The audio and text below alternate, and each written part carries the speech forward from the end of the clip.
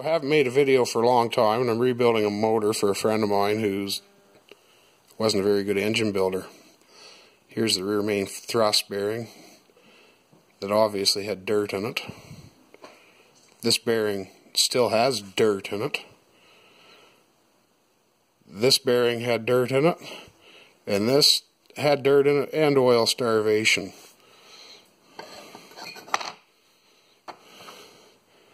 Here is camshaft bearing.